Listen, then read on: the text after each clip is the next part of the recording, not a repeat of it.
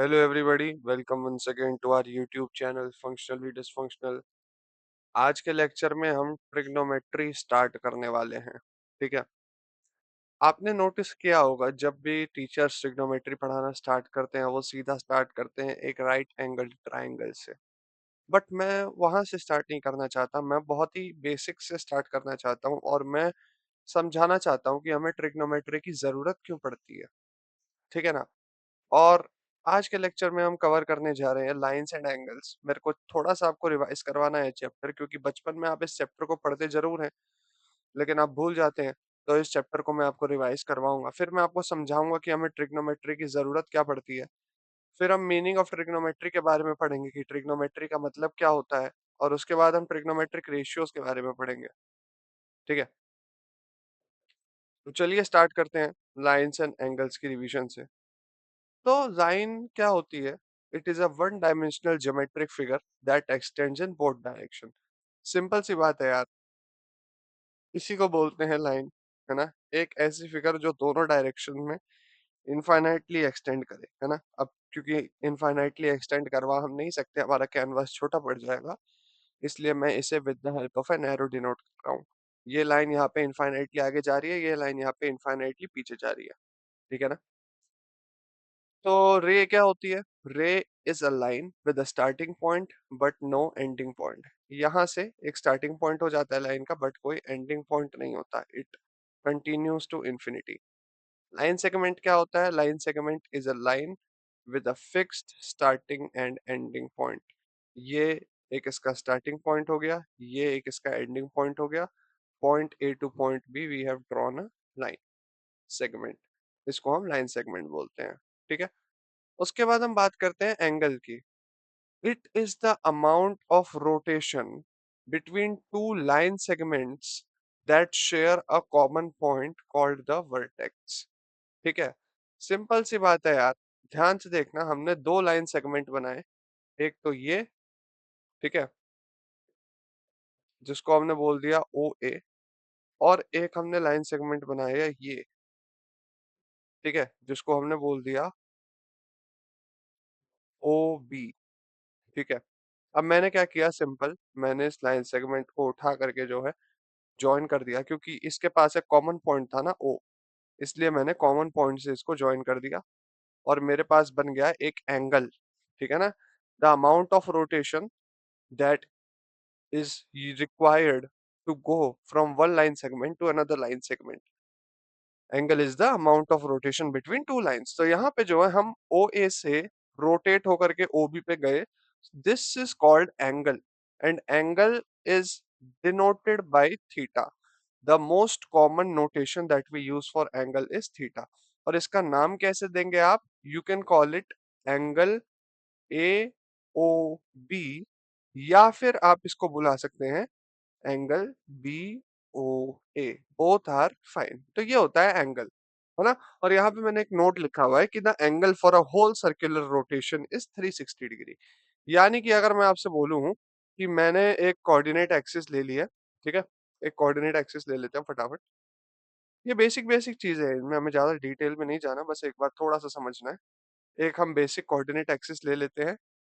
ये तो हमारी एक्स एक्सिस हो गई और ये हमारी वाई एक्सिस हो गई, और इसमें हम बना देंगे एक सर्कल। ठीक है। एक सर्कल। क्या बात है। So this is our X axis, this is our Y axis, and this is our circle. And in order to go from this ray, in order to go from O Y back to O Y, है ना, पहले हमने ऐसे करके पूरा travel किया। So O Y to O Y जो हमारा एंगल बनेगा ना, दैट विल बी 360 डिग्री। तो अब इस बेसिस पे मैं आपसे कुछ सवाल पूछ सकता हूँ। मान लो मैंने आपसे कहा कि दोबारा से मैं अपनी वाई एक्सिस और एक्स एक्सिस बना दे रहा हूँ। मैं कह रहा हूँ इस बार मैं पूरा कवर नहीं कर रहा, इस बार मैं इसका केवल अ, आधा कवर कर रहा हूँ, जस्ट दिस मच। तो आप बोलोगे यार, अगर पूरा 360 डिग्री है और आपने इसे दो पार्ट्स में बांट के खाली आधा कवर किया है, आपने खाली इतना कवर किया है, तो ये कितना हो जाएगा यार? This will be 360 divided by 2, that is 180 degrees. मैंने कहा यार वाह, आप तो बहुत स्मार्ट इंसान हो। अच्छा, मैं कह रहा हूँ मैं इतना नहीं, इतना कवर कर रहा हूँ, मान लो इसके 3 पार्ट्स कवर कर रहा हूँ। तो आप क्या बोलोगे? 3 पार्ट्स कवर कर रहे हो यार, तो एक पार्ट कितना हुआ? है ना? इतना कितना हुआ? ये हो गया आपका 360 divided by 4, that is 90 degrees, right? और ऐसे आप 3 पार्ट कवर कर रहे हो, है ना? एक तो आप ये कवर कर रहे हो, उसके बाद आप ये कवर कर रहे हो, उसके बाद आप ये कवर कर रहे हो। तो आपके पास हो गया 90, और इसी को जो हमने 3 पार्ट्स में कवर किया है, 3 पार्ट्स 90 90 डिग्री के, तो वी हैव 270 डिग्रीज। ये होता है आपका एंगल्स का कंसेप्ट, ठीक है ना? अच्छा, तो अगर मैं आपसे और बोलूं कि मैं खाली एक ही क्वाड्रेंट को कवर कर रहा हूँ, खाली मैं ये एक्स एक्सिस बना दी और वाई एक्सिस बना दी, और मैं खाली इतना कवर कर रहा हूँ, so how much will this be? तो आपको पता है कि अगर ये पूरा होता तो 360 होता, और 360 को हमने 4 पार्ट्स में बांट दिया है, so this will be nothing but 90 degrees, ठीक है?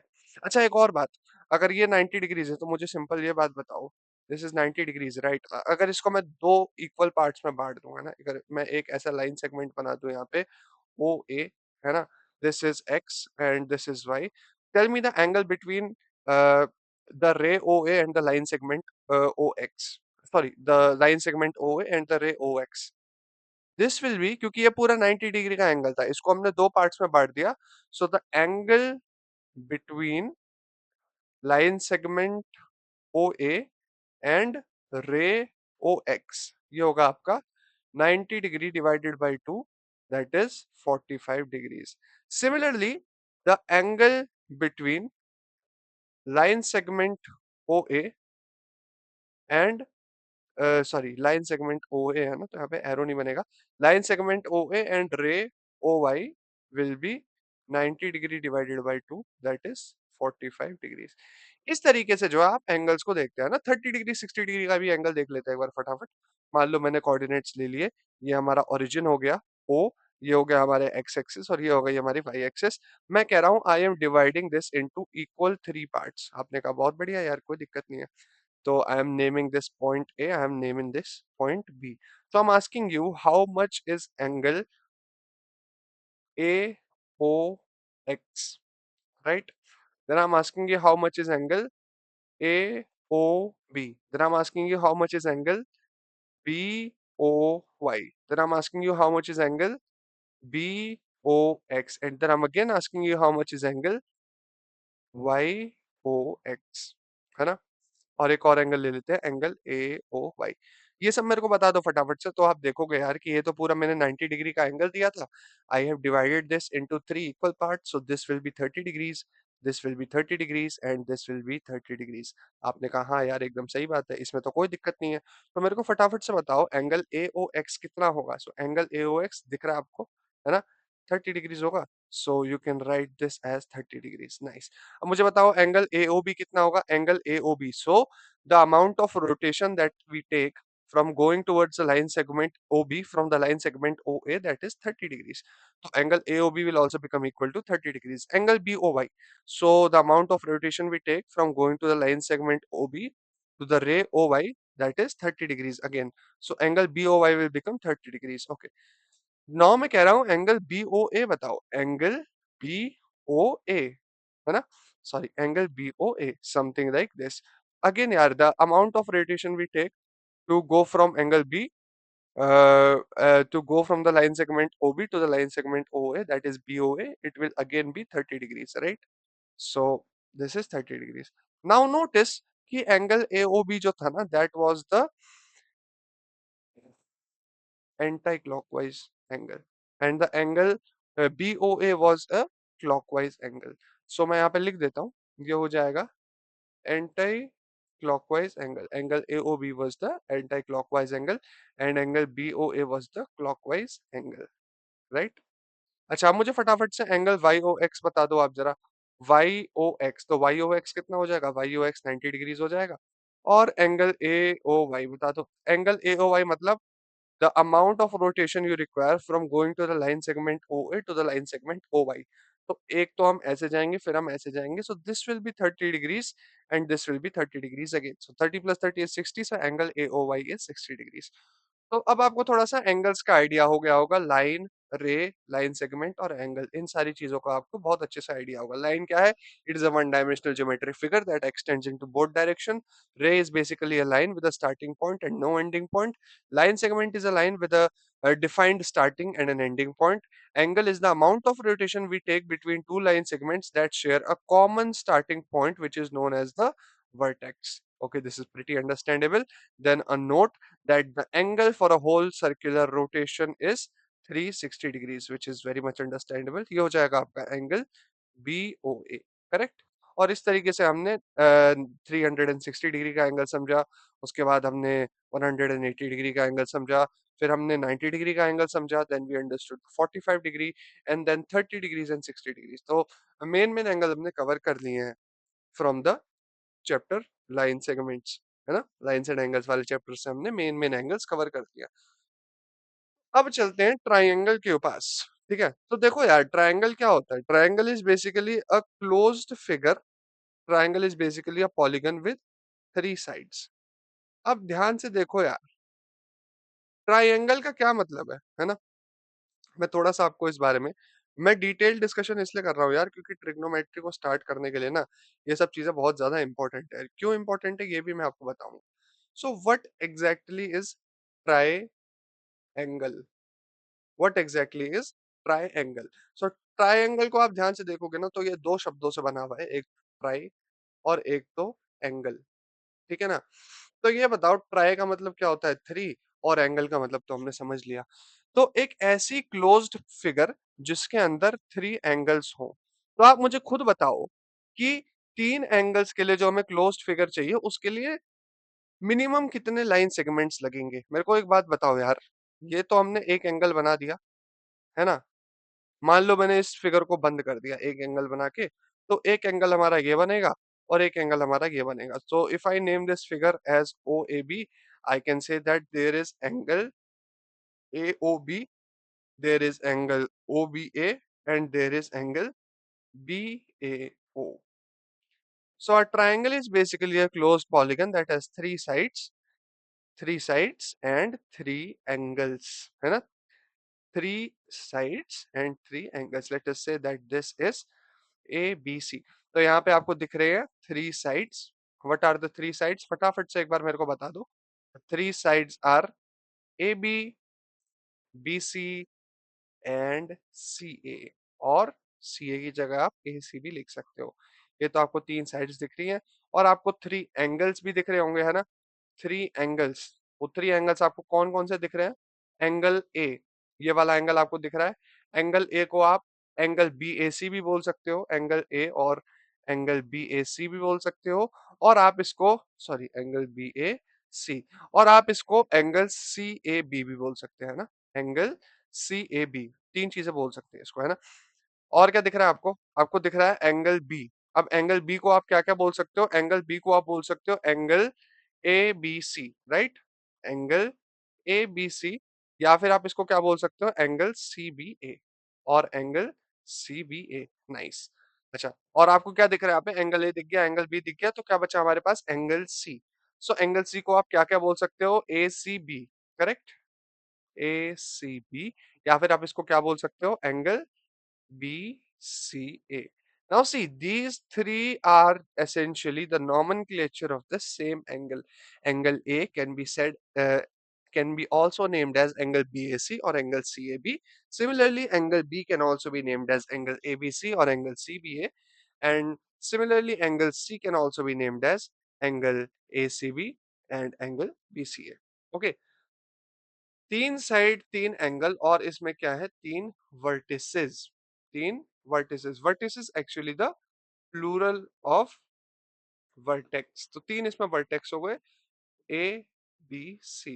वर्टेक्स क्या होते हैं? These are the common points of an angle. तो ये जो है एंगल, लाइन ए बी और लाइन ए सी मिलकर के एंगल बी ए सी बना रही है। तो एंगल ए तो जो है एंगल बी ए सी, वो वर्टेक्स ए जो है वो एंगल बी ए सी का वर्टेक्स हो गया, है ना। सिमिलरली अगर आप सी को देखो, तो एंगल बी सी ए बनाने के लिए जो है line segment C B and line segment A C are meeting up. So C is the vertex for angle B C A और एंगल ए सी बी और angle C, whatever you like to call it. और साथ में हम बात करें vertex B की, तो vertex B will be the vertex for making the angle, it is joining the line segment AB and line segment BC. So angle ABC वाला आपका बन रहा है एंगल CBA, और you can also simply call it angle B. इस तरीके से जो है ट्रायंगल के अंदर क्या क्या होता है, समझना मेरी बात को ध्यान से। ट्रायंगल के अंदर क्या क्या होता है, ट्रायंगल के अंदर तीन लाइन सेगमेंट्स होते हैं, थ्री लाइन सेगमेंट्स। ट्रायंगल के अंदर तीन एंगल्स होते हैं, थ्री एंगल्स, और ट्रायंगल के अंदर थ्री वर्टिसेस होते हैं। So these are the six important components of a triangle. Three line segments and three angles, which are the six components of a triangle. Very nice. तो अब आपको triangle समझ में आ गया क्या होता है। अब entomology of A triangle, trigonometry के बारे में बात करते हैं, और इसके बारे में हम थोड़ा और बाद में बात करेंगे। उससे पहले हम टाइप्स ऑफ ट्रायंगल्स को थोड़ा सा डिस्कस कर लेते हैं, ठीक है ना। उसके बाद आपको बहुत अच्छे से समझ में आएगा। तो टाइप्स ऑफ ट्रायंगल्स का डिस्कशन हम स्टार्ट करते हैं। कितने टाइप के हमारे पास ट्रायंगल होते हैं? तो पहला टाइप ऑफ ट्रायंगल होता है एक्यूट एंगल ट्रायंगल। अच्छा, अब मैंने आपको ये बात तो बता दी थी कि ट्रायंगल में दो चीजें होती हैं, है ना। एक तो एंगल और एक उसकी लाइन सेगमेंट्स। तो अभी हम बात कर रहे हैं on the basis of angles. तो यहाँ पे मैं लिख देता हूँ on basis of angles, on basis of angles. अब देखो एक्यूट एंगल ट्रायंगल क्या होता है, एक ऐसा ट्रायंगल जिसके अंदर तीनों एंगल जो है 90 डिग्री से छोटे हों। If you are saying that this is a triangle ABC, all these angles, angle A, angle B and angle C must be less than 90 degrees। इसमें कोई दिक्कत नहीं है ना। अच्छा, आगे देखते हैं। Right angle triangle, right angle triangle में बेसिकली क्या होता है, only one angle inside this entire triangle is of 90 degrees. So A B C अगर मैं इसका नाम दे देता हूं, so angle B is actually 90 degrees, है ना। सो राइट एंगल ट्रायंगल में क्या होता है, basically only one angle is 90 degrees which is angle be in this figure. अच्छा, मैं आपसे एक बात बोलता हूँ, मैं आपसे एक बहुत छोटी सी बात बोलता हूँ। मुझे ये बात बताओ, एंगल सम प्रॉपर्टी तो आपने बहुत अच्छे से पढ़ी होगी ना यार। एंगल सम प्रॉपर्टी, इसमें तो कोई दोहराई नहीं है। तो एंगल सम प्रॉपर्टी क्या होता है कि एक किसी भी ट्रायंगल के तीनों एंगल्स का सम जो होता है ना, वो 180 डिग्रीज के बराबर होता है ना। No problems in that sir. किसी भी एंगल का किसी भी ट्रायंगल के तीनों एंगल्स का सम 180 डिग्री के बराबर होता है। अब हमने फिक्स कर ही दिया है कि एंगल बी जो है वो 90 डिग्रीज का होगा। So angle A plus 90 degrees plus angle C equals to 180 degrees. तो अगर मैं 90 डिग्रीज को राइट हैंड साइड में भेज दूं तो 180 minus 90 would be 90। So angle A plus angle C equals to 90 degrees. कुछ याद आ रहा है? दो एंगल्स का सम जो है 90 डिग्रीज होता है। कुछ याद आ रहा है? ऐसे अंधेरे में देखो पीछे बचपन में जो आपने गलतियां करी थी, है ना, बचपन की गलतियां, उनमें से कुछ याद आ रहा है कि angle A plus angle C equals to 90 degree जो होता है, किन्हीं भी दो एंगल्स का सम अगर 90 डिग्री होता है तो उन्हें हम बोलते हैं कॉम्प्लीमेंटरी एंगल्स। उन्हें क्या हम बोलते हैं? Complementary angles. अच्छा, अगर कॉम्प्लीमेंट्री एंगल्स आपको याद आ गया तो एक और चीज आपको याद दिला देता हूँ। अगर किन्हीं भी दो एंगल्स का सम जो होता है ना, अगर 180 डिग्री होता है तो उन्हें हम बोलते हैं supplementary angles. However this is not relevant right now, इसलिए I am just talking about supplementary angles on a very short note. Supplementary angles. चलिए आगे चलते हैं। Obtuse angled triangle, obtuse angled triangle में बेसिकली क्या होता है कि one of the angles of the triangle is greater than 90 degree. So if I name this triangle as ABC, so one of the angles which we are considering angle B right here, so angle B will be greater than 90 degrees, okay, and angle A and angle C will be less than 90 degrees, ठीक है। एक angle 90 degree से बड़ा होगा और बाकी दोनों angle, अरे जाहिर सी बात है यार, 90 डिग्री से बड़ा कितना भी 91 डिग्री अगर मान लोगे तो फटाफट से एंगल सम प्रॉपर्टी लगा के मुझे बताओ angle A plus angle B plus angle C equals to 180 हो गया। बी की वैल्यू 90 हो गई, 90 को वहां भेजा, सॉरी बी की वैल्यू ग्रेटर देन 90 हो गई तो 91 मान लो थोड़ी देर के लिए। तो अरे 90 से सब और कितना बड़ा हो, और कितना बड़ा होगा यार, कम से कम बड़ा 91 ही तो हो सकता है। तो एंगल ए प्लस 91 और plus angle C equals to 180 degree हो गया, है ना।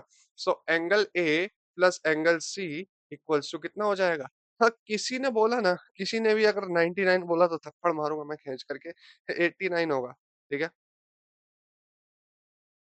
89 which is less than 90, right.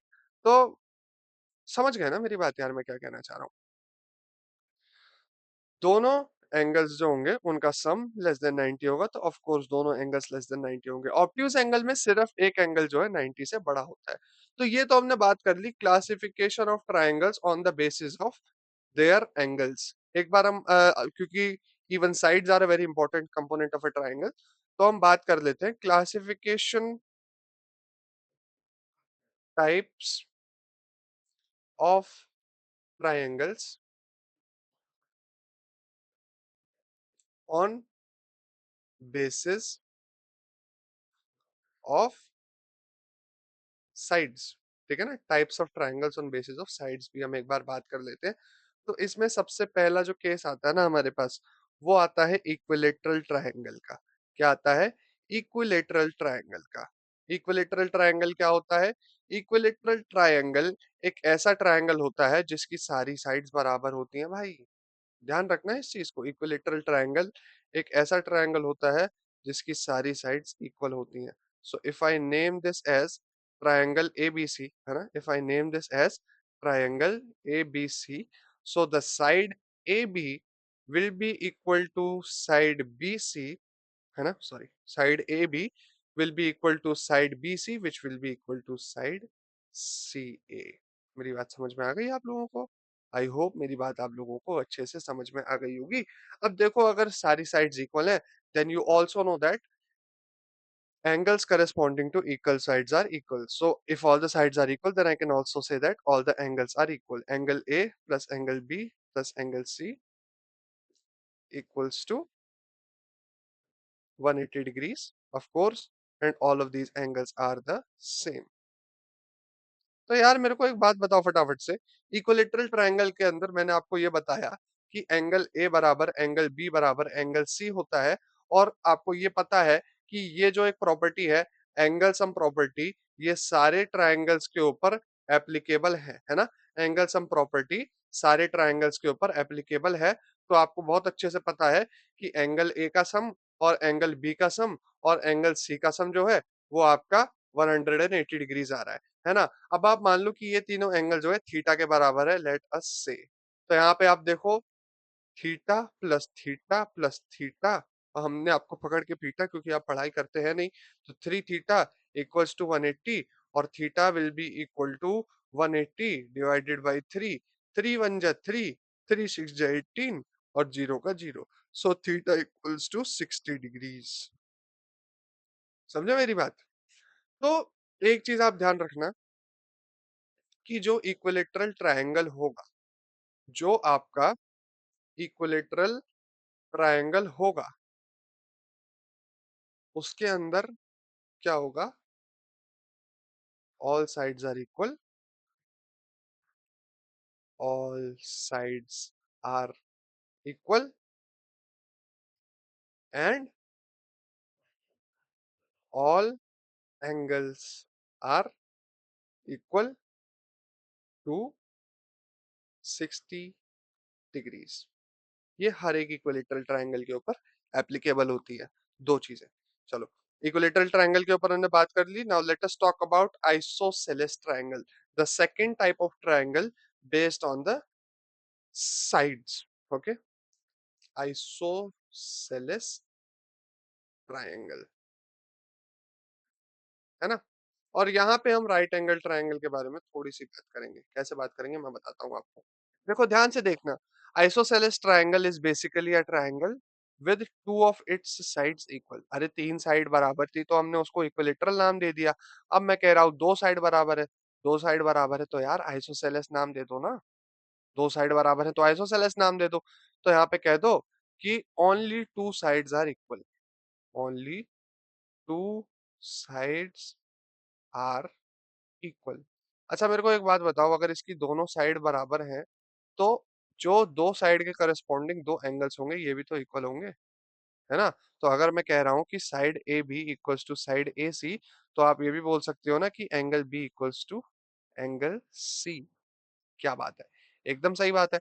तो यार मेरे को फटाफट से बता दो, आइसोसेलेस ट्रायंगल के अंदर आपको ये दिख गया कि angle B equals to angle C, और आपको ये पता है कि using angle some property that the sum of angle A plus angle B plus angle C equals to 180 degrees, and since both of these angles are equal, let us suppose that this is theta, है ना? मान लिया थोड़ी देर के लिए। तो angle A plus two theta equals to 180 degrees. This is very important भाई, this is very important, this is a very important result. ठीक है, तो ये हमने बात कर ली आइसोसेलेस ट्रायंगल के बारे में, और लास्ट में हमारा आता है स्केलन ट्रायंगल। ठीक है, स्केलन ट्रायंगल। और स्केलन ट्रायंगल की बात करने से पहले मैं आइसोसेलेस ट्रायंगल के बारे में एक और आपको बात बताना चाहता हूँ कि मान लो मैंने आपको एक राइट एंगल्ड ट्रायंगल दे दिया। ठीक है, मान लो मैंने आपको एक राइट एंगल्ड ट्रायंगल दे दिया, तो राइट एंगल्ड ट्रायंगल जो है, मैंने आपको बता दिया कि एक साइड इसकी, एक एंगल जो है इसका एंगल बी जो है वो 90 डिग्रीज है। अच्छा मैंने क्या किया, मैंने आपके ऊपर थोड़ी सी दया करी और मैंने आपको ये भी बता दिया कि जो एंगल बी है ना वो 45 डिग्रीज है। तो क्या आप मुझे बता सकते हो कि ये ट्रायंगल जो है इक्विलेटरल है या फिर ये ट्रायंगल जो है आइसोसेलेस है? ये आप मेरे को बता सकते हो? आपने कहा हाँ भैया बिल्कुल बता सकते हैं। कैसे बताओगे? जरा मुझे फटाफट ये बताओ कि एंगल सम प्रॉपर्टी आपको आती है? एंगल सम प्रॉपर्टी क्या कहती है कि तीनों एंगल का सम जो है, angle A plus angle B plus angle C equals to 180 degrees. आपने बोला बिल्कुल सही बात है। एंगल ए आपको नहीं पता, एंगल बी आपको पता है 90, एंगल सी आपको पता है 45, इन दोनों का सम आपको पता है कितना है? इन दोनों का सम है 180 degrees. So 90 degrees plus 45 degrees equals to 135 degrees, which equals to 180 degrees, and then you can say that angle A equals to 180 minus 135, that is 45 degrees। यानी कि आपको यहाँ से मिल गया एंगल ए की वैल्यू 45 डिग्रीज। तो हमारा जो एक्चुअली में जो ट्रायंगल है ना, वो कुछ इस टाइप का बन गया कि there is a triangle A B C right angled at B, where the angle C is 45 degrees and angle A is also 45 degrees। अब मुझे आपको एक बात बताओ, मैंने आपको थोड़ी देर पहले ही बताया ना कि the angles, the equal sides है ना, angles corresponding to equal sides are equal. So similarly मैं उसका कन्वर्सली भी बोल सकता हूँ कि sides corresponding to equals angles are equal. अरे मेरी बात समझ रहे हो? अरे यार सिंपल सी बात बताओ कि मैंने ऐसा ट्रायंगल दे दिया आपको जिसमें ये दोनों साइड सेम है, तो आप ये कह रहे हो कि ये दोनों एंगल इक्वल है। तो भाई कन्वर्सली आप ये भी तो कह सकते हो कि मैंने आपको ऐसा ट्रायंगल दे दिया जिसके ये दोनों एंगल इक्वल है, तो आप ये भी तो बोल सकते हो कि इन दोनों की साइड सेम है। यही तो बोल रहा हूँ मैं, कोई बड़ी बात थोड़ा ना बोल रहा हूँ। बड़ी बातें तो मैं बोलता ही नहीं हूँ यार, और बड़ी बातें बोलने की जरूरत ही नहीं है, मैथ्स बहुत सिंपल होती है ना? तो this is actually since angle A B and since side A B and side B C are equal, since side A B and side B C are equal, this is an isosceles triangle. Isosceles triangle यानी कि अगर मैं आपको बता दूं कि आपके पास एक राइट एंगल्ड ट्रायंगल है which has the measure of one angle other than the right angle triangle as 45 degrees, then it's very obvious that the measure of the remaining angle will also be 45 degrees, and hence since the triangle contains two angles that are equal to 45 degrees, there will be two sides corresponding to those two angles which will be equal to 45 degrees, and hence we can say that since this will become a triangle where two sides are equal because of the equality of two angles, I can say that this is an isosceles triangle। ये बात आपको समझ में आ गई होगी। And that's therefore let's move on to scalene triangle. तो scalene triangle मान लो मैंने आपको दे दिया कुछ इस टाइप का ट्रायंगल, जहाँ पे मैंने ये बोल दिया कि ये आपकी साइड ओ है ना? ओ बी क्यों बोल रहे हो? ये आपका पॉइंट ए है, ये आपका पॉइंट बी है, और ये आपका पॉइंट सी है, और इसमें ना कोई भी लाइन सेगमेंट एक दूसरे के बराबर नहीं हो। ऑल लाइन सेगमेंट्स, तो देखो लाइन सेगमेंट्स किसी के बराबर नहीं होंगे तो करेस्पॉन्डिंग में एंगल्स बराबर होते हैं। लाइन सेगमेंट्स बराबर नहीं होंगे तो एंगल्स भी बराबर नहीं होंगे। So all line segments and angles are distinct. Distinct का मतलब तो पता है ना क्या होता है? डिस्टिंक्ट का मतलब different, same same but different, है ना? तो यार अब आपको समझ में आ गया, आपको एक बहुत अच्छा आइडिया लग गया कि साइड क्या होता है ना? और आपको ये समझ में आ गया कि साइड के बेसिस पे हम ट्रायंगल को क्लासिफाई कैसे करते हैं। साइड के बेसिस पे हम ट्रायंगल को क्लासिफाई करते हैं in three categories, that is your equilateral triangle, your isosceles triangle and your scalene triangle. Inside an equilateral triangle all sides are equal and all the angles are equal, and hence always all the angles of an equilateral triangle are 60 degrees. Talking about scalene triangle, two angles are equals. Talking about an isosceles triangle, two angles are equals and hence the two corresponding sides are equal. Talking about a scalene triangle, neither the line segments and hence neither the corresponding angles are equal to each other.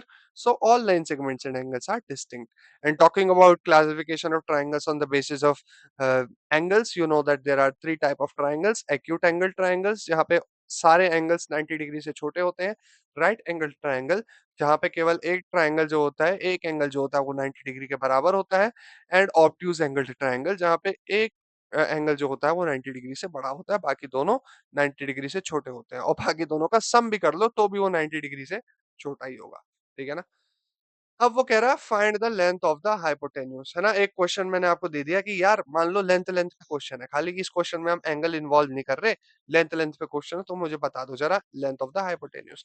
तो आप बोलोगे यार पागल हो क्या, बच्चों वाले सवाल काहे पूछ रहे हो हमसे? हमने कहा बताओ तो सही, हम आपको समझाएंगे बच्चों वाले सवाल काहे पूछ रहे हैं.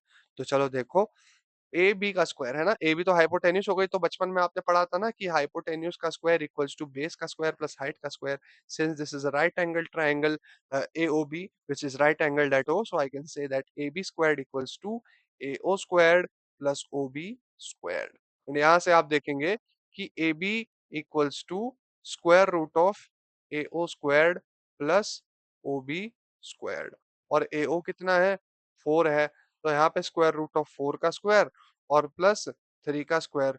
4 का स्क्वायर तो हो गया स्क्वायर रूट ऑफ 16, 3 का स्क्वायर हो गया 9, 16 प्लस 9 25 हो गया, स्क्वायर रूट ऑफ 25 तो 5 ही होता है. तो यहाँ से आप कह सकते हैं कि ए बी की वैल्यू 5 आ गई. मैंने कहा क्या बात है भाई, तुम तो बड़े स्मार्ट हो. आपने कहा हाँ सर हम तो बचपन से ही स्मार्ट है. स्मार्ट तो मैं बचपन से हूँ. तो मैंने कहा तो एक और सवाल बता दो यार.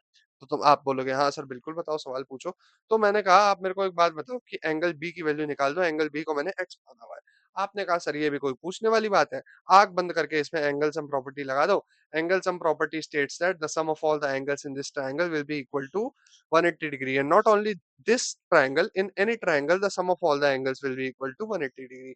मैंने कहा बहुत अच्छी बात है, करके दिखाओ जरा. Angle O plus angle A plus angle B equals to 180 degrees. आपने कहा बिल्कुल सही. Angle O equals to 90 degrees, angle A equals to 35 degrees and angle B equals to x degrees, and this entire sum equals to 180 degree. So 90 plus 35 is 125 degrees plus x equals to 180 degrees. This means x will be equal to 65 degrees, है ना? यानी कि आपको ये बात तो समझ में आ गई कि आपको जो है लेंथ से रिलेटेड मैंने सवाल दे रखा है, तो आप जो है कोई मिसिंग लेंथ होगी तो उसे निकाल सकते हो. अगर मैंने आपको एंगल से रिलेटेड सवाल दे रखा है तो जो मिसिंग एंगल होगा आप उसको निकाल सकते हो. तो आपने कहा सर हम तो बहुत स्मार्ट है. हमने कहा आओ आपकी स्मार्टनेस निकाली जाए बाहर, मुझे इस सवाल का जवाब दो जरा. Find O B O A and angle O B A. निकाल के दिखाओ जरा फटाफट से. तो आप बोलोगे सर देखो ये तो दुविधा में आपने डाल दिया है, बट थोड़ा थोड़ा हम इसमें सोच सकते हैं, है ना? एंगल ओ बी ए हम निकाल सकते हैं क्योंकि एंगल सम प्रॉपर्टी हमको पता है, जो कि होती है angle B plus angle O plus angle A equals to 180 degrees. मैंने कहा बहुत बढ़िया. So angle O B A plus 90 plus 30 equals to 180. आपने कहा हाँ सर समझ में आ रही है बात. तो आपने कहा कि angle O B A will equal to 60 degrees.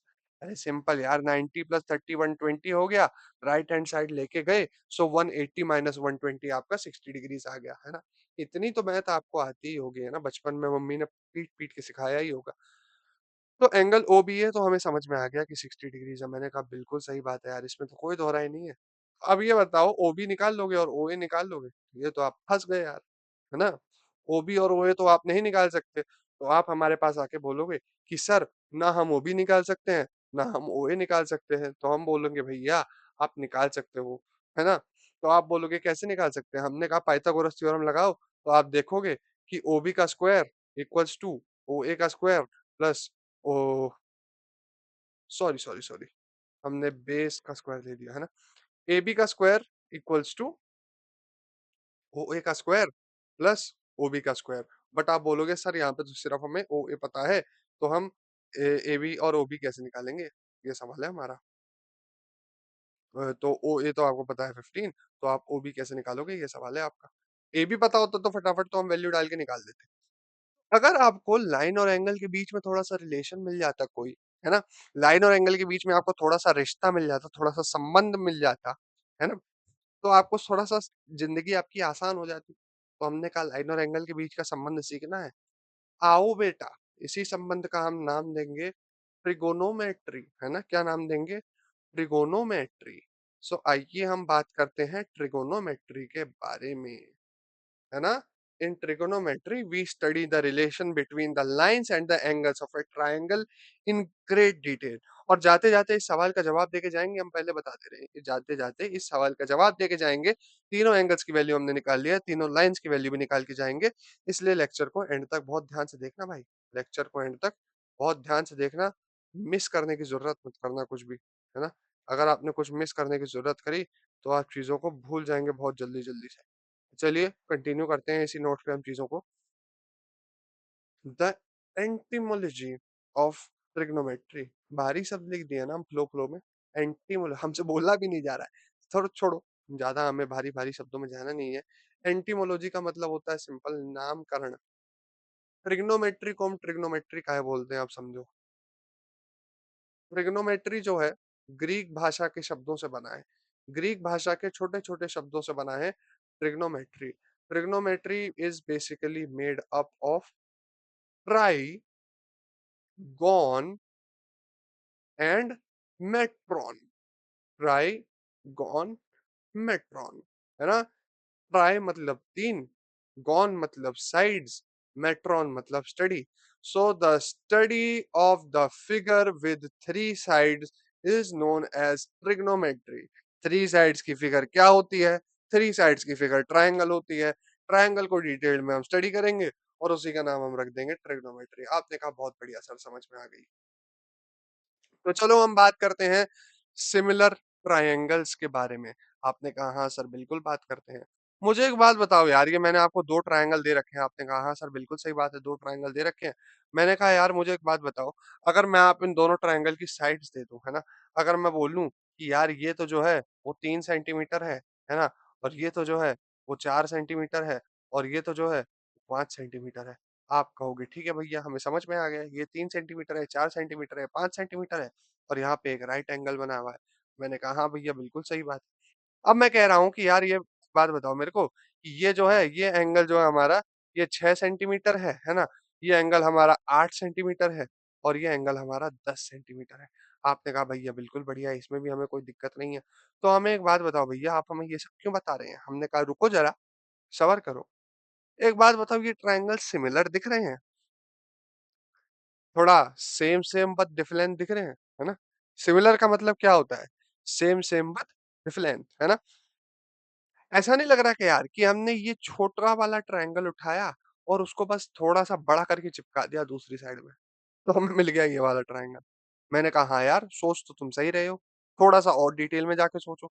आपने कहा भैया सोचने में तो हमारा दिमाग खराब होता है। मैंने कहा दिमाग ही तो हमें खराब करना है। दिमाग खराब करेंगे, उसके बाद दिमाग सही करेंगे, तभी तो हमारा बिज़नेस चलेगा। आपने कहा भैया स्मार्ट तो आप बहुत हो, तो हम भी कह देंगे फिर स्मार्ट तो हम बचपन से हैं। तो है ना? 2 ट्रायंगल लिए, मान लो इसी ट्रायंगल को जो है बड़ा कर दिया हमने, है ना? और ऐसे लगा दिया। समझ रहे हो थोड़ा-सा मेरी बात? समझ रहे हो मेरी बात को थोड़ा-सा?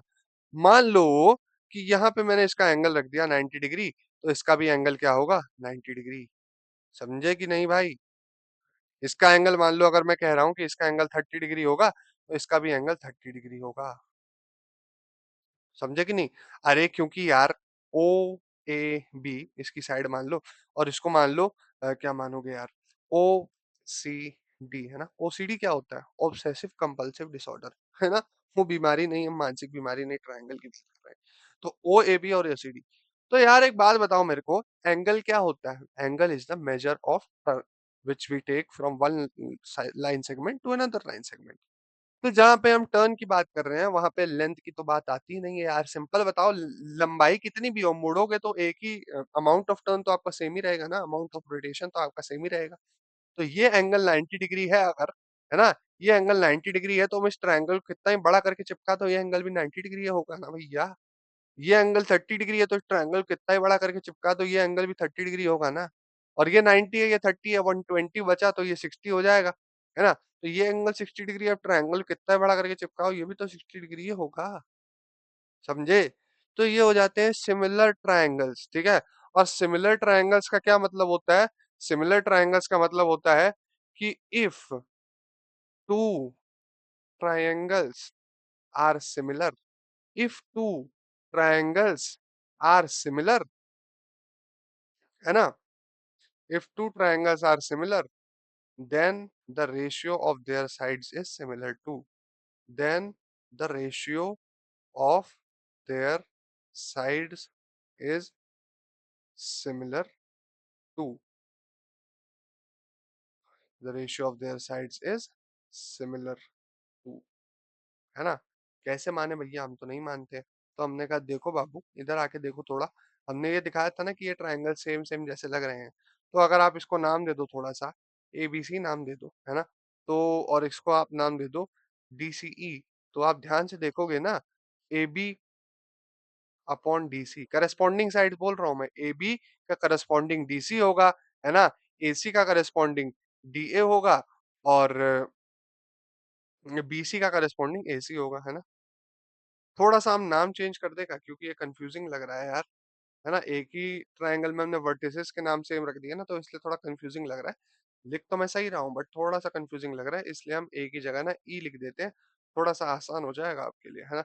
अब मुझे बताओ करस्पॉन्डिंग साइड्स के लिए जो है A B upon A B upon D C, है ना, इसके करस्पॉन्डिंग तो डी सी होगा ना। इसका रेशियो बताओ जरा, 4/8 1/2 आ गया ना, है ना। अब मैं कह रहा हूँ बीसी अपॉन सी का रेशियो बताओ जरा, बीसी अपॉन सी का रेशियो कितना होगा? 3/6 हो जाएगा। ये भी तो 1/2 आ गया ना। और मैं बोलूँ कि एसी बाई डीई का रेशियो बताओ, हाइपोटेन्यूज का रेशियो बताओ, तो ये हो जाएगा आपका 5/10, तो ये भी तो 1/2 आ गया ना। तो आप यहाँ से ये कह सकते हो कि A B by D C equals to B C by CE equals to A C by DE, है ना। A B by D C equals to B C by CE equals to A C by DE. ये होती है similar triangles की beauty. The ratio of their corresponding sides is always equal. मैंने कहा बहुत बढ़िया भाई, इसमें तो कोई दौरा ही नहीं है। बट मेरे को एक और बात बताओ जरा, है ना। आपने पूछा क्या बात बताएं भैया। बात ये मेरे को बताओ कि अगर तीनों साइड इक्वल है, तीनों एंगल भी आपके जो है करस्पॉन्डिंग एंगल इक्वल होंगे ना। एंगल ए जो है वो एंगल डी के बराबर होगा। आपने कहा सही बात है ना। साइड अगर करस्पॉन्डिंग इक्वल एंगल इक्वल है तभी तो साइड जो है सिमिलर होंगी, तभी तो जो आपका ट्रायंगल होगा वो सिमिलर होगा। तो एंगल बी जो है वो एंगल सी के बराबर है। मैंने कहा एकदम सही बात है, इसमें भी कोई दो राय नहीं है। आगे पूछो, एंगल बी एंगल सी के बराबर है तो एंगल सी जो है वो एंगल ई के बराबर होगा। आपने कहा भैया एकदम सही बात है, एंगल सी जो है वो एंगल ई के बराबर, कोई दिक्कत नहीं। तो आपको समझ में आ गया सिमिलर ट्रायंगल्स का खेल क्या चल रहा है ना। सिमिलर ट्रायंगल्स का खेल क्या चल रहा है, यानी कि if two triangles are similar the ratio of their side is similar to. और ट्रायंगल्स के सिमिलैरिटी का मतलब ये है कि their angles are similar to, क्योंकि साइड्स जो हैं अगर एक प्रॉपर रेशियो में है तो इसका मतलब ये है कि उनके बीच के एंगल्स भी जो है वो सेम ही होंगे। Their angles are equal.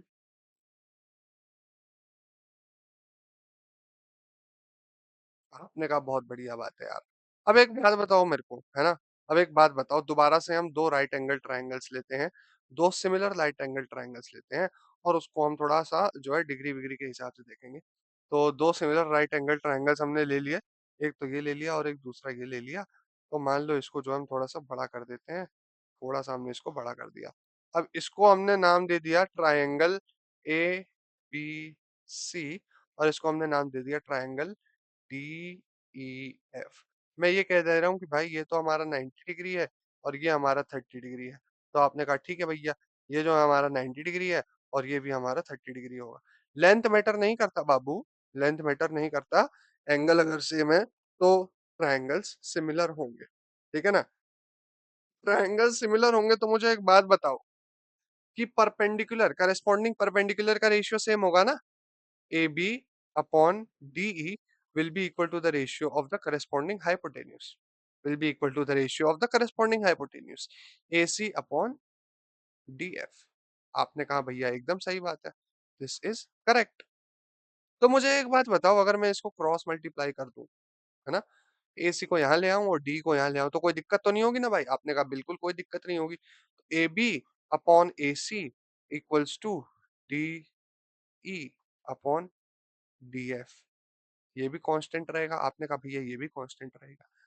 तो यार, है ना, करेस्पॉन्डिंग बेस तो हमें समझ में आ गया, है ना। ये तो अलग अलग ट्रायंगल के थे।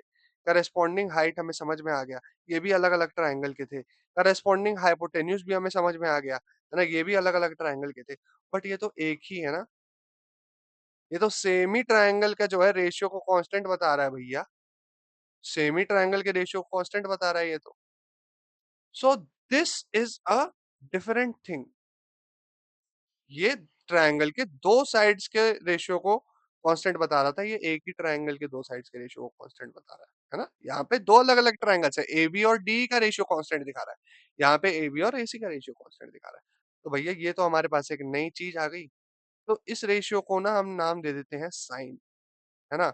और ये जो रेशियो होगा, सिंपल क्या है कि किसी भी ट्रायंगल के जो एंगल का है वो परपेंडिकुलर डिवाइडेड बाय हाइपोटेन्यूज का रेशियो जो होगा ना, उसे हमने नाम दे दिया साइन का, ठीक है। तो हमने नाम रख दिया साइन का, the sine ratio. It is basically in a right angled triangle eight angle 90 degree, if I name it as a b c and we want to find the sine ratio at angle theta, तो ये हो जाएगा आपका simple, the ratio of perpendicular upon hypotenuse, perpendicular upon hypotenuse, hypotenuse. और ये आपका हो जाएगा परपेंडिकुलर, आपका ए बी हो गया, हाइपोटेन्यूज आपका ए सी हो गया। इसको थोड़ा सा शॉर्ट में लिखने के लिए आप पी अपॉन एच भी लिख सकते हो।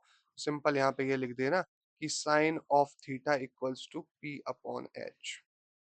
इसमें आपको कोई दिक्कत नहीं है, समझ में आ गया ना। अब आपको दिखा कि साइन रेशियो कहाँ से आया, ये देखना बहुत जरूरी है यार। मैं चाहता, मैं सिंपल आके आपको आपके सामने एक राइट एंगल ट्रायंगल रख सकता था, मैं आपको बोलता कि भैया ये जो है आपका राइट एंगल ट्रायंगल है, ये साइड का रेशियो है, ये एंगल जो है इसके सिमिलर होंगे। आप बताओ फटाफट से, जो है साइन का रेशियो ये हो गया, कॉस का रेशियो ये हो गया, टेन का रेशियो ये हो गया। नहीं, मुझे ये नहीं करना, मुझे अच्छे से समझाना है, इसलिए मैं यहाँ पे आया हूँ, है ना। तो मैंने कहा बहुत बढ़िया बात है यार, ये आपको साइन का रेशियो समझ में आ गया। अब सिमिलरली ना कोसाइन के रेशियो के बारे में थोड़ा स्टडी करते हैं। कोसाइन के रेशियो के बारे में स्टडी करने के लिए अगेन हम दो सिमिलर ट्रायंगल्स ले लेंगे। दो सिमिलर ट्रायंगल्स लेकर के ये वाला जो है ना, इसको थोड़ा सा बड़ा कर देते हैं। मान लो इसको हमने बड़ा कर दिया ऐसे, है ना। तो ये आपका हो गया ट्रायंगल ए बी सी, ये हो गया ट्रायंगल आपका डी ई एफ। अब आप बोलोगे भैया कि ये तो सिमिलर ट्रायंगल है, सिमिलर ट्रायंगल है मतलब इनके करस्पॉन्डिंग साइड्स का रेशियो जो होगा वो सेम होगा। A B upon D E will be equal to B C upon E F, which will be, sorry, B C upon E F which will be equal to A C upon D F. मैंने कहा कोई दो राय नहीं है भाई इस बात में, इस बात में कोई दो राय नहीं है। अब अगेन मैं कह रहा हूँ, अब इन दोनों को पकड़ो जरा। मैंने कहा पकड़ लिया। अब मैंने कहा क्रॉस मल्टीप्लाई कर दो, तो आपने कहा क्रॉस मल्टीप्लाई भी कर दिया। इसको यहाँ ले जाएंगे, इसको वहां भेज देंगे। So B C upon A C equals to E F upon D F. समझे? B C upon A C equals to E F upon D F. अब ये तो कांस्टेंट था ना भाई, दिस वाज कांस्टेंट, ये भी तो कांस्टेंट ही होगा, ये भी थोड़ा ना बदलेगा। अगेन ध्यान से देखना, एक और हमारे पास रेशियो ऐसा आ गया जहां पे हम सेम ट्रायंगल की दो साइड्स का रेशियो निकाल रहे हैं और वो कांस्टेंट आ रहा है भाई। तो अगर डिफरेंट ट्रायंगल्स की साइड का रेशियो कांस्टेंट आता तो उसमें तो कोई दिक्कत नहीं थी, बट सेम ट्रायंगल्स की साइड्स का रेशियो कांस्टेंट आ रहा है भाई। तो ये तो हमारा मैटर हो गया। और इसी मैटर को सॉल्व करने के लिए हमने बना दिया cosine ratio for any right angle triangle A B C which is right angled at B and the angle C is considered as theta. आप यहाँ पे बोल सकते हो cos of theta will actually be the ratio of the base to the hypotenuse. Length कितनी भी बढ़ा देंगे cos थीटा हमेशा सेम ही रहेगा, because it is the ratio of two sides in a triangle. cos theta equals to base upon hypotenuse, जो कि base इसका BC हो जाएगा और हाइपोटेन्यूज इसका AC हो जाएगा। और थोड़ा सा आप इसको एब्रिविएशन में रखने के लिए बोल सकते हैं cos theta equals to BC upon AC। क्या बात है, समझ में आ गया ना? cos theta equals to BC upon AC। चलो ये भी ठीक है भाई, इसमें भी कोई दिक्कत नहीं है ना? और एक और बात करते हैं, अब टेंजेंट का रेशियो कहाँ से आ रहा है इसके बारे में थोड़ा सा और बात कर लेते हैं एक बार। तो इसके लिए हम दोबारा से जो है ट्रायंगल्स उठाएंगे, ठीक है? ट्रायंगल्स उठाएंगे और ट्रायंगल्स को जो हम ऐसे रख देंगे, कोई दिक्कत नहीं है ना? ट्रायंगल्स को हम ऐसे रख देंगे, तो ये सिमिलर ट्रायंगल हो गए है ना? फोटो खींची, बड़ा करके चिपका दिया, कुछ बदला थोड़ी ना, एंगल थोड़ी ना बदला उसका। तो ABC हो गया और ये DEF हो गया। तो आपको पता है कि ये दोनों ट्रायंगल सिमिलर हैं, तो आपको ये भी पता है कि इनके करस्पॉन्डिंग साइड का रेशियो सेम होगा। AB upon DE will be equal to BC upon EF which will be equal to AC upon DF। आपने कहा भैया एकदम बिल्कुल सही बात है। तो मैंने कहा अब तुमने इन दोनों को पकड़ लिया, इन दोनों को पकड़ लिया, अब मैं कह रहा हूँ एक और चीज को पकड़ो, ठीक है ना?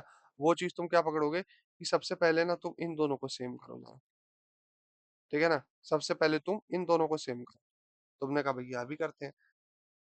AB upon DE equals to BC upon EF। आपने कहा बिल्कुल सही बात है, AB upon D equals to BC upon EF। मैंने कहा आप क्रॉस मल्टीप्लाई कर दो, इसको यहाँ भेज दो, इसको जरा यहाँ पे भेज दो। So AB upon BC equals to DE upon EF। तो भैया इसका मतलब आपको ये भी समझ में आया कि परपेंडिकुलर अपॉन बेस का भी रेशियो कांस्टेंट आ रहा है भाई। परपेंडिकुलर अपॉन बेस का भी रेशियो कांस्टेंट आ रहा है अगर एंगल सेम है तो। तो यहाँ पे आप लिख देना कि द टेंजेंट रेशियो, हमने इसका भी एक रेशियो डिफाइन कर दिया tan theta which will be equal to perpendicular upon base. Perpendicular, है ना, प्यारा सा नाम दे दिया, परपेंडिकुलर अपॉन बेस, है ना? जिसको परपेंडिकुलर यहाँ पे क्या हो गया हमारा AB और बेस हमारा हो गया BC। सो AB अपॉन BC और टेन थीटा को आप एब्रिवेट करके ये भी लिख सकते हो कि tan theta equals to perpendicular upon base. क्या बात है ना? बहुत प्यारा, आपको टेन थीटा का डेफिनेशन समझ में आ गया कि हमने इसको कहाँ से निकाला। एक बार रिव्यू कर देते हैं, रिवाइज कर देते हैं। साइन थीटा क्या हो गया? Sine theta is the ratio of perpendicular over hypotenuse. AB upon DE is equals to AC upon DF। यानी कि आपने इन दोनों को इक्वेट करके देखा तो यहाँ से आपको समझ में आया कि परपेंडिकुलर अपॉन हाइपोटेन्यूज का रेशियो कांस्टेंट होता है। उसके लिए जो हमने साइन रेशियो बना दिया, है ना? और उसके बाद आपने देखा बेस अपॉन हाइपोटेन्यूज का भी रेशियो कांस्टेंट होता है, तो उसके लिए आपने कॉस रेशियो बना दिया। उसके बाद आपने देखा कि परपेंडिकुलर अपॉन बेस का भी रेशियो कांस्टेंट होता है, तो उसके लिए आपने टेंजेंट रेशियो बना दिया। मैंने कहा बहुत बढ़िया यार, कोई दिक्कत वाली बात ही नहीं है ना? आपने तीनों रेशियो बना दिए। अब आप बताओ आपको याद रह पाएगा ये? आप कहोगे भैया याद तो हमको नहीं रह पाएगा। ऐसी गंदी गंदी बात है, आप हमको मत बोला करो कि याद करने की। तो मैंने कहा कोई बात नहीं, एक छोटी सी ट्रिक याद रख लो। पंडित बद्री प्रसाद हर हर बोले, सोना चांदी तोले। क्या? पंडित बद्री प्रसाद हर हर बोले, सोना चांदी तोले। यहाँ से आपको याद रह जाएगा परपेंडिकुलर अपॉन हाइपोटेन्यूज आपका साइन थीटा होता है, बेस अपॉन हाइपोटेन्यूज आपका कॉस थीटा होता है और परपेंडिकुलर अपॉन बेस आपका टेन थीटा होता है। आपने कहा वाह भैया वाह, है ना? मजा आ गया, है ना? ये मंत्र हम याद कर लेंगे। पंडित बद्री प्रसाद हर हर बोले, सोना चांदी तोले। और यहाँ से आप साइन की वैल्यू निकाल सकते हैं, कॉस की वैल्यू निकाल सकते हैं और टेन की वैल्यू निकाल सकते हैं। तीनों वैल्यूज आप यहाँ से निकाल करके इनका इस्तेमाल कर सकते हैं। मैंने कहा बहुत बढ़िया। अब थोड़ा सा हम रेसिप्रोकल रिलेशंस की बात कर लेते हैं। Cosecant ratio. अब मुझे एक बात बताओ, साइन थीटा आपको याद है? साइन थीटा क्या होता है? परपेंडिकुलर अपॉन हाइपोटेन्यूज का रेशियो। एक बार 1 मिनट के लिए मैं मान लेता हूँ कि जो परपेंडिकुलर और हाइपोटेन्यूज का रेशियो है ना, इट इज 1:2। ठीक है? इसको मैंने 1 मिनट के लिए मान लिया कि ये 1:2 है। तो मेरे को एक बात बताओ कि हाइपोटेन्यूज इज़ टू परपेंडिकुलर का रेशियो कितना होगा? 2:1 हो जाएगा ना भैया, उल्टा कर दिया ना। मुझे एक बात बताओ, रेशियो तो कांस्टेंट ही रहा, बस उल्टा हो गया। तो अब यहाँ पे हम कांस्टेंट रेशियोज को स्टडी कर रहे हैं ना, उल्टे रेशियो को भी तो हमें कुछ नाम देना पड़ेगा, हाइपोटेन्यूज अपॉन परपेंडिकुलर को भी तो हमें कुछ नाम देना पड़ेगा। तो वो हमने नाम रख दिया इसका कॉसेक थीटा, ठीक है? उसके बाद मैंने कहा यार मेरे को ये बताओ कि कॉस थीटा जो है वो आपने बेस अपॉन हाइपोटेन्यूज रखा है, तो 1 मिनट के लिए मैं मान लेता हूँ बेस अपॉन हाइपोटेन्यूज का जो रेशियो है आपने उसे मान रखा है 1:2। तो हाइपोटेन्यूज टू बेस के रेशियो को भी तो आप कुछ मानोगे, तो हाइपोटेन्यूज टू बेस के रेशियो को आप मान लोगे उल्टा इसका है ना 2:1। तो भाई ये भी कांस्टेंट है तो ये भी कांस्टेंट होगा, यानी कि इसका रेसिप्रोकल भी बहुत ज्यादा इंपॉर्टेंट है। तो ये आपका हो जाएगा हाइपोटेन्यूज अपॉन बेस, और इसी को हमने नाम दे दिया सेक थीटा, जो कि 1 अपॉन कॉस थीटा हो गया, सिंपल सी बात है। सिमिलरली कॉसेक जो थीटा है वो क्यों हो गया आपका 1 अपॉन साइन थीटा। मैंने कहा बहुत बढ़िया बात है यार, इसमें तो कोई दिक्कत नहीं आ रही अपने को। 1 अपॉन साइन थीटा के बारे में बात कर ली, 1 अपॉन कॉस थीटा के बारे में बात कर ली। तो सिमिलरली यार अब तो आप समझ ही गए हो है ना, अब ये तो आपको खेल हो गया, अब मैं बार बार बताऊंगा तो आप बोर हो जाओगे। कॉट थीटा जो होता है वो आपका टेन थीटा का रेसिप्रोकल होता है, बात खत्म। कॉट थीटा जो होता है टेन थीटा का रेसिप्रोकल होता है। तो अब हमने कुछ कुछ चीजें समझ ली है ना, कुछ कुछ चीजें हमने समझ ली कि जो एक राइट एंगल ट्रायंगल होता है उसमें साइन थीटा जो होता है वो होता है परपेंडिकुलर अपॉन हाइपोटेन्यूस, है ना। कॉस थीटा जो होता है वो होता है बेस अपॉन हाइपोटेन्यूस, और टेन थीटा जो होता है वो होता है परपेंडिकुलर अपॉन बेस, ठीक है। तो यहाँ से आप ये भी बोल सकते हो कि कॉसेक थीटा क्या होता है। कॉसेक थीटा होता है आपका hypotenuse upon perpendicular which equals to 1 upon sin theta, which equals to 1 upon sin theta। आपने कहा बहुत बढ़िया है यार, कोई दिक्कत नहीं है। cos थीटा क्या होता है? cos थीटा के साथ हम बोल सकते हैं cos थीटा का उल्टा हो जाएगा आपका, रेसिप्रोकल हो जाएगा sec थीटा, जो कि हो जाएगा आपका hypotenuse upon base which will be 1 upon cos theta. इसी को हम रेसिप्रोकल रिलेशनशिप बोलते हैं दोस्त। तो tan थीटा का रेसिप्रोकल वाला भाई क्या होगा? tan थीटा का रेसिप्रोकल वाला भाई होगा cot थीटा, और कॉट थीटा आपका हो जाएगा base upon perpendicular, that is 1/tan theta. समझ में आ गई है मेरी बात? अच्छा एक और बात बोलते हैं, है ना। आपको ये पता है कि साइन थीटा जो है that is the ratio of perpendicular and the hypotenuse. मैंने कहा बहुत अच्छी बात है। आपको ये भी पता है कि cos theta is the ratio of the base and the hypotenuse. आपने कहा बिल्कुल बिल्कुल पता है। तो मैं बता रहा हूँ यार, आपको ये भी पता है ना कि टेन थीटा का जो रेशियो है वो परपेंडिकुलर अपॉन बेस है। आपने कहा हाँ भैया बिल्कुल पता है, ये भी हमको बात। तो इसमें नई बात क्या है? मैं कह रहा हूँ यार एक बात बताओ, एक मेरी मदद करो जरा। हमने कहा क्या मदद करें? हमने कहा साइन थीटा कॉस थीटा को डिवाइड करके बताओ जरा। आपने कहा बिल्कुल डिवाइड करते हैं। Perpendicular upon hypotenuse divided by base upon hypotenuse. तो फ्रैक्शन का डिवाइड जो होता है रेसिप्रोकल होकर मल्टीप्लाई हो जाता है, ये तो आप बचपन से सीखते आए हो। Perpendicular upon hypotenuse into hypotenuse upon base, H और एच कट जाएगा, पी अपॉन बी। यार पी अपॉन बी तो टेन थीटा है ना, यानी कि sine theta upon cos theta जो है रहा है वो आपका टेन थीटा आ रहा है भाई। Sine theta upon cos theta equals to tan theta, है ना। माइंड ब्लोइंग ऑब्जर्वेशन, है ना। माइंड ब्लोइंग ऑब्जर्वेशन कर दी हमने तो भैया कुछ कुछ चीजें आपको समझ में आ गई कि sine theta equals to 1/cosec theta, और सिमिलरली आप लिख सकते हो कि cosec theta equals to 1/sin theta. आपने कहा बहुत बढ़िया, है ना। सिमिलरली आप कह सकते हो कि cos theta equals to 1/sec theta, क्योंकि sec थीटा जो होता है वो cos थीटा का रेसिप्रोकल ही होता है ना। क्योंकि sec थीटा जो होता है वो cos थीटा का रेसिप्रोकल ही होता है। sec theta equals to 1/cos theta. Similarly आप ये भी लिख सकते हो कि tan theta equals to 1/cot theta, क्योंकि cot थीटा जो होता है वो tan थीटा का ही रेसिप्रोकल होता है 1/tan थीटा। और एक और आपने रिलेशन याद कर दिया था कि sin थीटा को अगर मैं cos थीटा से डिवाइड कर देता हूं तो मेरे पास tan थीटा आ जाता है। sin थीटा को अगर मैं cos थीटा से डिवाइड कर देता हूं तो मेरे पास जो आ जाता है वो आ जाता है tan थीटा। बहुत ही इंपॉर्टेंट रिलेशन है, इसको याद कर लेना, गांठ बांध लेना, और भूलने की गलती बिल्कुल भी मत करना। और ऐसा याद करना कि कोई नींद से भी उठा के पूछे ना भैया साइन थीटा और कॉस थीटा का रिलेशन क्या है, तो आप बता देना कि टेन थीटा होता है ना। बहुत बढ़िया भैया। तो हमें sine cos tan cosec cot सब समझ में आ गए। एक बार इनको समराइज करने के लिए जो है हम एक राइट एंगल ट्राइंगल पे फटाफट से लिख लेते हैं ना। देखो भाई, जितनी बार एक ही लेक्चर में चीज़ों को आप रिवाइज़ करते चले जाओगे ना, उतना आपका अच्छा कॉन्सेप्ट बन जाएगा, है ना? और अच्छा कॉन्सेप्ट बनाना ही मैं आपका चाहता हूँ। So there is a right angle triangle ABC which is right angled at B and we have to calculate all the trigonometric ratios with respect to C. अच्छा मेरे को ये बताओ, हम trigonometric ratios with respect to C क्यों calculate कर रहे हैं, with respect to A calculate क्यों नहीं कर रहे, है ना? आपको तो ये लगता है ना भाई कि ट्रिग्नोमेट्रिक रेशियोज तो कांस्टेंट होंगे, कांस्टेंट बिल्कुल होंगे, बस एंगल के रिस्पेक्ट में कांस्टेंट होंगे। क्योंकि ध्यान से देखना, मेरी बात को ध्यान से समझना, ये जो ट्रायंगल है ना हमारा, ट्रायंगल एबीसी, है ना, सॉरी, इसको पूरा उठाते हैं हम जरा। ये जो हमारा ट्रायंगल एबीसी है ना, इसी को अगर मैं कॉपी करके, है ना, कॉपी करके पेस्ट कर दूं, और पेस्ट करके इसको मैं यहाँ पे ले आऊं, है ना, और यहाँ पे ला करके इसको मैं टिल्ट कर दूं, थोड़ा सा ऐसा, इसको मैंने टिल्ट कर दिया, तो आप यहाँ पे नोटिस करोगे कि ए है ना ये, हाँ। तो आप यहाँ पे नोटिस करोगे, जो यहाँ पे ए बी, बी सी और ए सी है, with respect to theta, with respect to angle C, क्योंकि हम यहाँ पे एंगल सी के रिस्पेक्ट में बात कर रहे हैं, तो जो परपेंडिकुलर होगा that will be A B, है ना, ये तो आपकी परपेंडिकुलर होगी। B C will be the base, B C will be the base, और A C will become the hypotenuse, A C will become the hypotenuse, है ना, बहुत अच्छी बात है। अब मेरे को एक बात बताना, यहाँ पे भी क्या सेम ही चीज है क्या, यहाँ पे भी क्या सेम ही चीज, ए बी बी सी और ए सी सेम ही चीज है क्या? मैंने कहा now we are talking with respect to angle ए।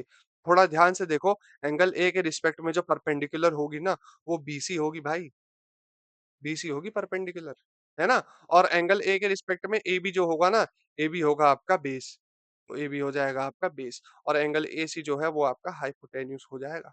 समझ में आई बात आपको? ए बी जो है परपेंडिकुलर से बेस बन गया, और बीसी जो है वो बेस से परपेंडिकुलर बन गया। क्या फर्क आया? केवल एंगल एंगल का फर्क आया। इसलिए हम जो 6 के 6 ट्रिग्नोमेट्रिक रेशियोज निकालते हैं, वो विद रिस्पेक्ट टू एंगल्स निकालते हैं, विद रिस्पेक्ट टू एंगल्स अलग अलग, ठीक है ना। इसलिए जो है एक बार समराइज करने के लिए हम 6 के 6 ट्रिग्नोमेट्रिक रेशियोज के बारे में बहुत प्यार से बात कर लेते हैं। So there is a right angle triangle called A B C. The right angle triangle is the right angle at vertex B. Now we have to calculate the trigonometric ratios with respect to angle C. तो sign of सी, या फिर आपको sign of theta भी बोल सकते हो, क्योंकि सी का नाम हमने थीटा रख दिया। Sine theta will become perpendicular upon hypotenuse, perpendicular A B हो गया, हाइपोटेन्यूज ए सी हो गया। आपने बोला बहुत अच्छा, साइन थीटा पता है, कॉसेक थीटा क्या होता है? कॉसेक थीटा तो उल्टा होता है साइन थीटा का। हमने कहा बहुत बढ़िया, one upon sine theta which means hypotenuse upon perpendicular, तो क्या हो जाएगा ये भैया? ये हो जाएगा ए सी अपॉन ए बी। आपने कहा बहुत बढ़िया। तो यहाँ पे से आपको कॉस थीटा भी पता होगा, फिर कॉस थीटा भी पता है आपको, कॉस थीटा होता है बेस अपॉन हाइपोटेन्यूज, बेस होगा इसका बीसी, हाइपोटेन्यूज होगा इसका एबी। तो यहाँ से आप सेक थीटा भी निकाल सकते हो। सेक थीटा क्या होगा? Sec theta will be one upon cos theta, so one upon cos theta will become hypotenuse upon base, जो कि हो जाएगा एसी अपॉन बीसी। आपने कहा बहुत बढ़िया भैया, कोई दो राय नहीं है इस बात में।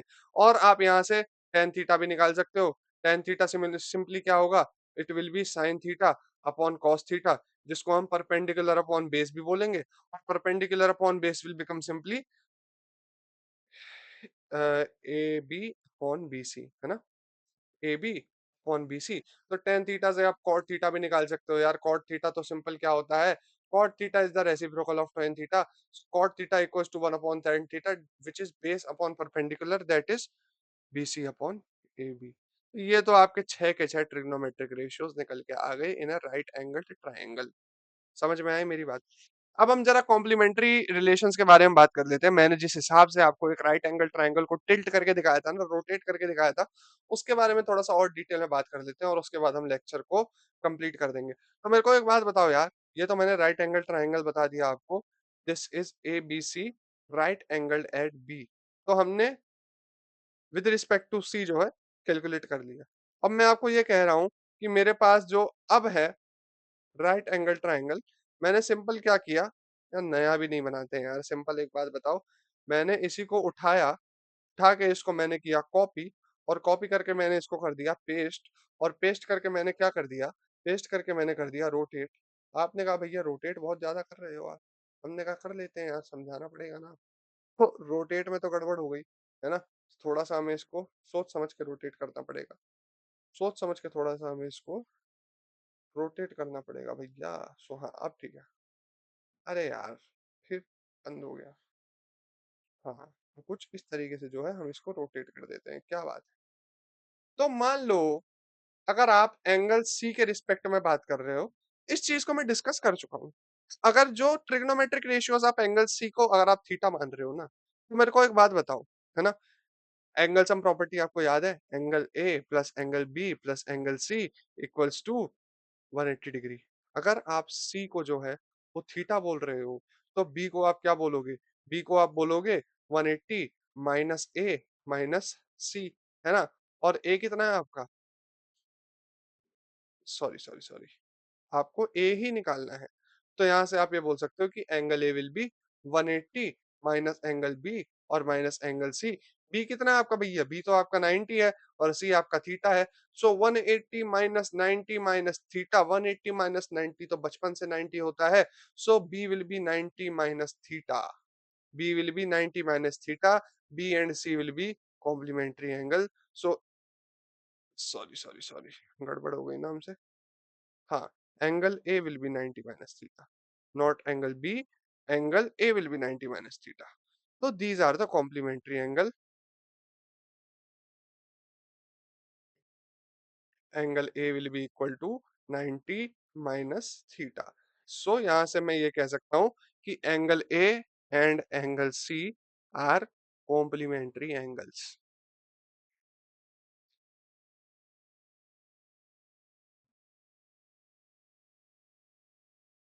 हाँ, यहाँ पे ना दो चीजें निकल के आएंगी। देखो, हाइपोटेन्यूज तो सेम ही रहेगी, हाइपोटेन्यूज में कोई फर्क नहीं पड़ रहा। तो यहाँ पे दो चीजें निकल के आएंगी, base with respect to angle A, है ना। और आपके पास निकल के आएगा height with respect to, angle C. और ये दोनों बराबर हो जाएंगे, इन चीजों को आप समझ गए हो। Base with respect to angle A will become equal to height with respect to angle C. थोड़ा सा हम इसको काट देते हैं ना। तो ध्यान से देखोगे यहाँ पे, तो आपको दिखेगा कि base with respect to angle A, angle A के रिस्पेक्ट में बेस क्या आ रहा है? बीसी। वही एंगल सी के रिस्पेक्ट में, एंगल ए के रिस्पेक्ट में जो बेस आ रहा है वो क्या आ रहा है आपका? ए बी, है ना। That will become the height with respect to angle C. और सिमिलरली एंगल ए के रिस्पेक्ट में जो आपका हाइट आ रहा है वो एंगल सी के रिस्पेक्ट में आपका बेस बन जाएगा।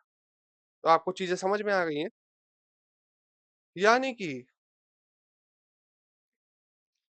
साइन सी अगर मैं निकालना चाहूँ, है ना, अगेन मैं ट्रायंगल बना देता हूँ ताकि आपको कंफ्यूजन ना हो। मैं ट्रायंगल बना देता हूँ ए बी सी, है ना। और मैं दोबारा से ट्रायंगल बना देता हूँ, यहाँ पे इस बार में इसको एंगल सी बोल देता हूँ, सी बी ए। कुछ इस तरीके से मैं ट्रायंगल बना देता हूँ। तो से साइन सी से अगर आप देख रहे हैं ना, नहीं सी बी ए नहीं बनाएंगे हम इसको, हम इसको ये बना देंगे थोड़ा सा। यहाँ पे हम लिख देंगे ए और यहाँ पे हम लिख देंगे सी। साइन सी अगर आप निकालना चाहो तो आप सीधा सीधा बोल दोगे भैया ये राइट एंगल ट्रायंगल है, पेंडिकुलर अपॉन हाइपोटेन्यूस हो जाएगा, ए बी अपॉन ए सी हो जाएगा। मैंने कहा ठीक है यार, ये तो कोई दिक्कत नहीं लग रही। अब मुझे साइन ए जरा बताओ, साइन ए कितना हो जाएगा? साइन ए आपका हो जाएगा, sine A will become equal to B C upon A C, है ना, क्योंकि ये भी आपका परपेंडिकुलर अपॉन हाइपोटेन्यूस के इक्वल होगा विद रिस्पेक्ट टू ए, है ना। ये तो आपका साइन सी हो गया। अब मुझे एक बात बताओ फटाफट से, कॉस सी की वैल्यू मुझे बताओ जरा। कॉस सी की वैल्यू बताओ। सो विद रिस्पेक्ट टू सी अगर आप कॉस कैलकुलेट करोगे, बेस अपॉन हाइपोटेन्यूस को कैलकुलेट करोगे, तो ये तो आपका बी सी अपॉन ए सी आ जाएगा। आपने कहा बिल्कुल ठीक है, कोई दिक्कत नहीं है। तो मुझे ये बताओ जरा, साइन सी की वैल्यू कैलकुलेट करके बताओ। तो sine C will be equal to nothing but इसका बेस, यानी कि base upon hypotenuse that is A B upon A C. कुछ पकड़े? कुछ समझे? कॉस सी और sine A, my bad guys, cos C and sine A. ध्यान से समझे भाई। नहीं, साइन ए नहीं, हमें यहाँ पे कॉस ए कैलकुलेट करना है। थोड़ा सा हमसे गड़बड़ हो गई, थोड़ा सा हमें माफ कर दीजिए। कॉस सी की जगह हमें कॉस ए कैलकुलेट करना है। So cos A will be equal to इसके विद रिस्पेक्ट टू जो बेस होगा और अपॉन जो हाइपोटेन्यूज इसका होगा, तो बेस होगा इसका ए बी और हाइपोटेन्यूज इसका हो जाएगा ए सी। थोड़ा सा आप देखोगे ध्यान से तो आपको दिखेगा कि sine A equal to cos C. क्या दिख रहा है आपको? Sine A equal to cos C. और आपको क्या दिख रहा है? और आपको दिख रहा है यहाँ पे sine C equal to cos A. और आपको क्या दिख रहा है? Sine C equal to cos A. Now we have discussed from the angle some property, now we have discussed from the angle sum property that a equal to 90 minus c and similarly c equal to 90 minus a, तो sin of a equal to cos of 90 minus a। समझे? sin a equal to cos 90 minus a।